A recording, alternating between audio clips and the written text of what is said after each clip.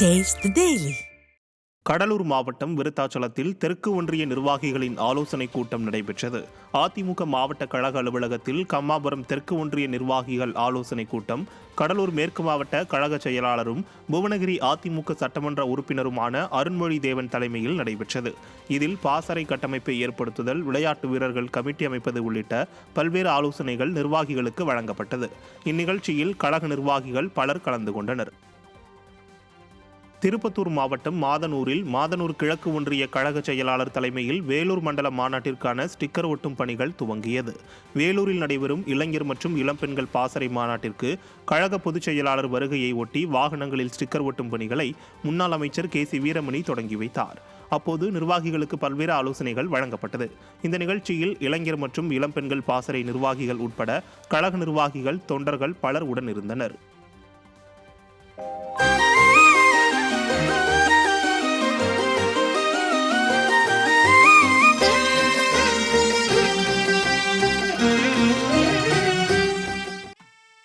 பழனி தண்டாயுதபாணி சுவாமி கோவில் தைப்பூச திருவிழாவின் 4ஆம் நாளில் ராட்சச கிரேன்களில் பறவை காவடி எடுத்து வந்து பக்தர்கள் நேர்த்திக்கடன் செலுத்தினர்.